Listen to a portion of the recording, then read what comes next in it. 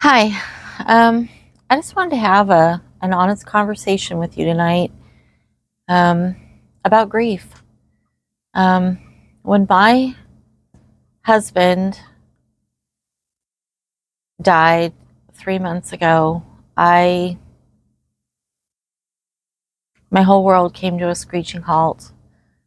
I I had no idea what I was in for, um, and I've been slowly learning and growing through this grief. And um, I just wanted to kind of take a pause tonight and kind of check in and let you know kind of where I'm at and what I've been what I've been thinking about. So if you don't know me, my name is Patty. Welcome. If you're brand new, and if you're returning, thank you so much for your patience and your grace and coming back. Um, my husband and I started this channel a little over 3 months ago, and my husband died right after we posted our very first video. Still feeling like there's a purpose. I've been trying to forge on, and I had a bump. I hit a hard bump, hard stop, a little over a week ago. Christmas is coming, and I just couldn't. I couldn't seem to get a video out. Feeling like they're all just negative and depressing, and but I was talking to my daughter, and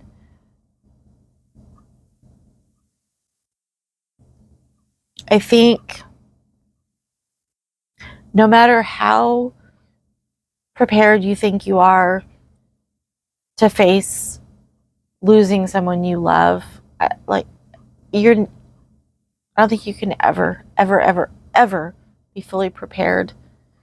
My husband has had chronic health issues, fatal health issues for a large chunk. We've been married just over 40 years, and he's had health problems for a good 20 years of that, maybe longer.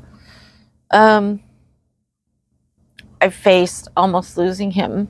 I thought I was facing losing him three times, and I thought I could do this. And no one can ever prepare you for what it really feels like. I've lost my parents. I've lost both of my in-law parents. Um, so different, so different. I've spent more of my life with my husband than I did prior to us getting married. Than I've been here, and it's indescribable. It's indescribable. And what I wasn't prepared for was the ups and downs, the feeling like, okay, I have hope, I can do this. And then 2 days later, I'm digging a hole to bury myself in because I just can't cope. And watching your family grieve around you, and you're trying to be the mom, you're trying to fill that role you've always filled, and you just can't, because you can't pick yourself up off the floor. It's hard, but there is hope. And I think that's what prompted me to jump back in tonight is, you know, for me, I've been, as hard as the holidays are, I have been dreading.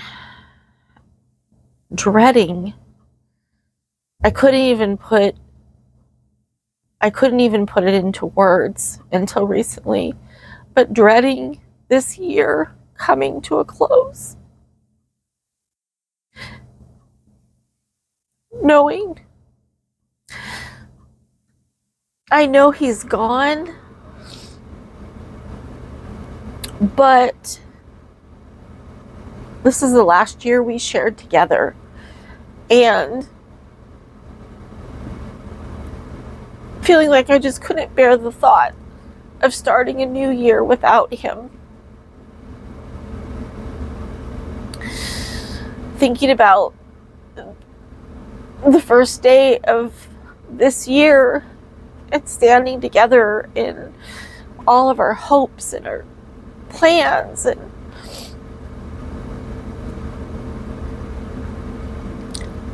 so having this year come to a close was really, really hard. And if for anyone who has ever walked through this, or if you're walking through this, I'm sure everyone's grief process, I know, is so different. But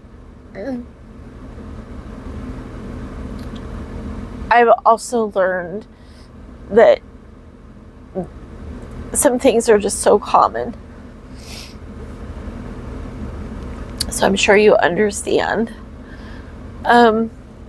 But I'm really trying hard. I have faith, and I know I'm going to see him again, and I know he's out of pain, and I know that I am going to be able to go on. I've known that from the beginning, but some days I just don't feel it.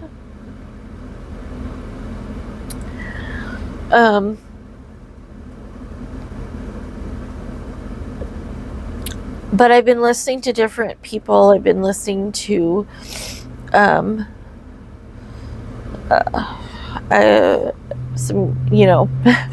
grief experts, if you will. And one of the things that I heard that has just been like,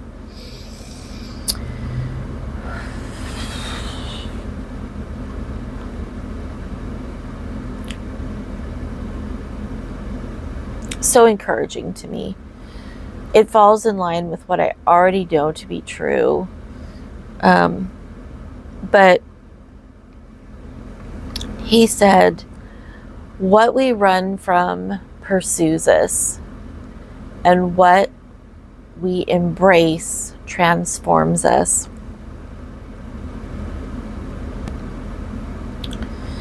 And everything in me wants to run from this. I want to run. I want to hide. I want to just shut the world out, and I don't know, someday magically wake up and everything's okay again. And I know that's not possible in that sense. And I realized one of the things I've been running from is facing a new year. And I've always loved a new year. I've always loved the tossing the old calendar in the trash, and, well, not quite yet till I get the information I need off of it, but tossing all that went wrong, all that didn't go the way I planned. I've always loved that, just being able to go shut the door, that's behind me, and it's a new year, fresh calendar, fresh ideas, fresh plans, fresh dreams, fresh hopes, fresh everything. I've always loved the new year. It's like, I don't know, I've just always viewed it as this glorious opportunity. And really, we have that opportunity every single day of our life. But somehow we save it for the new year.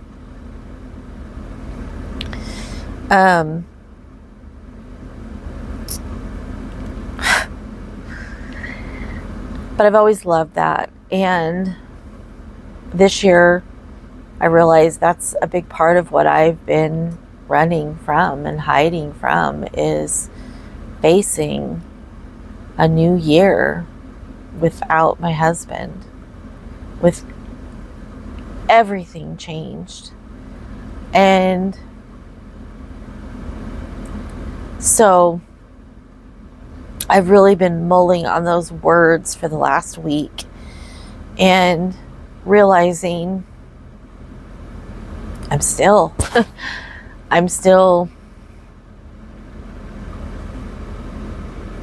terrified at the prospect of the reality of a new year without him.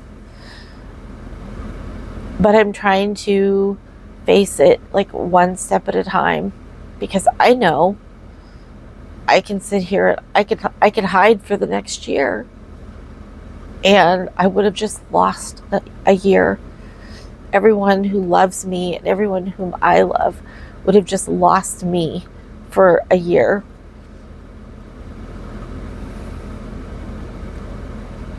And I don't want that. And so I've been trying to slowly, baby steps, right? Baby steps. So my daughter and I do a podcast together, and we were talking about calendars and the new year, and so, I've been pondering on these words, and so I pulled out my calendar, and I'm like, okay, first thing is I can pull my calendar out and I can fill in all the dates, all the birth dates, all the anniversaries, all the things I know already for the new year that I don't want to miss. Get them on my calendar. That's the first thing I do anyway. And it was hard. I had to take a break. I hit the month that our anniversary and my husband's birthday falls, and I had to just kind of walk away and go do some other things for a while. But I managed to get my calendar filled in, and I've been chewing on some questions, about, preparation questions for a new year. Mel Robbins has a fabulous podcast on that, questions to ask yourself going into the new year. But there's just sitting down and taking stock of the past year and moving forward. And so I've been pondering those things and thinking, I've told people I feel like I have this big blank white sheet of paper in front of me, because everything that I thought is like it's gone. All of the plans, all the things that we were gonna, that's all gone. That's not happening. And with that, there's endless possibilities of like what I can fill in. And it's hard to think about filling that in, because everything that I want to fill in includes the love of my life, and he's not here to share those things. And so I know that's going to take some time. And so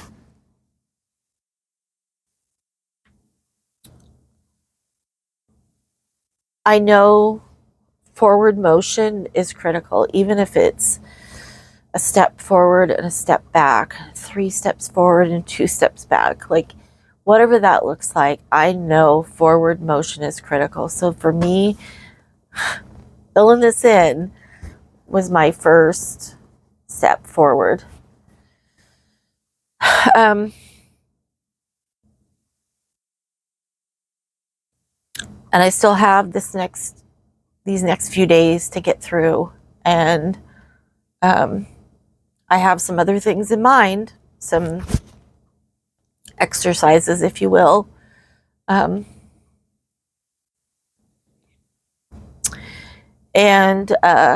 I will have to let you know how all that goes.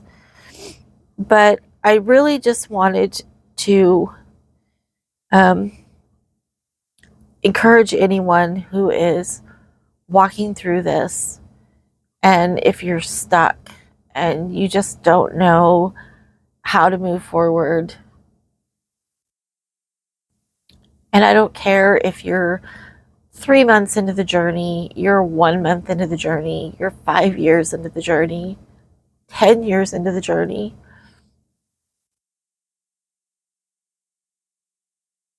We all move through this at our own pace.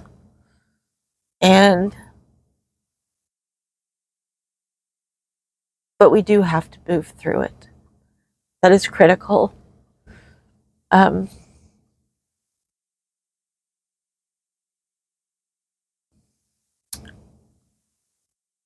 just want to encourage you to find whatever baby step you can take, whatever little thing you can do to inch forward, to find that little sliver of hope. And for me, it's like I have to do those things I'm learning that it's cyclical, but it's unpredictable. It's unpredictable cyclical, if that makes sense, because I can be having a perfectly ordinary day where I feel like I can breathe and I can do normal things and it's going to be okay. I'm going to get through this. And then I don't even know what. I hear something, I see something, I smell something. Something hits me and it's like I get hit by a freight train and I'm down in the dirt. And so I'm learning that when I am in those better places, I need to start taking those steps forward. Because sometimes I'm down in the dirt for a day or two. But because I'm seen, I can have a good day, an okay day. It's not good. It's not good by what I want good to be defined as, but it's a functioning day.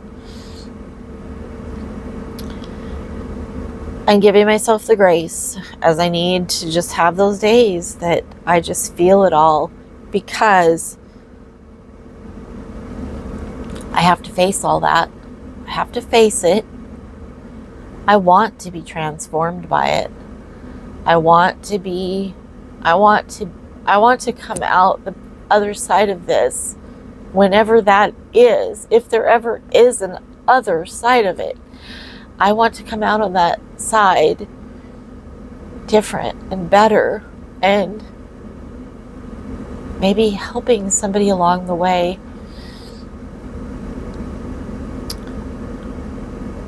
Because in that, it makes his life and his death count for something. Our life together count for something. Even though I do have countless reasons that it does count for something. I guess it's really more the loss, for the loss to count for something. But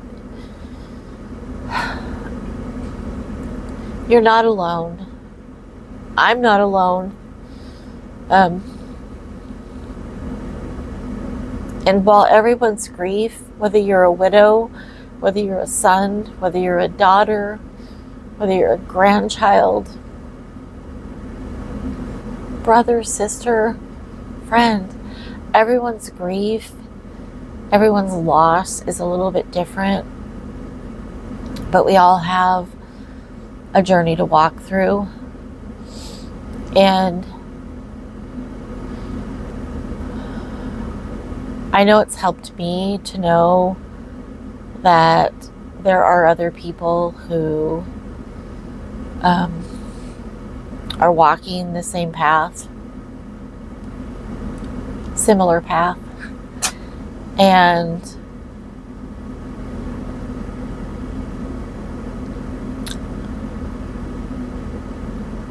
I just want you to know that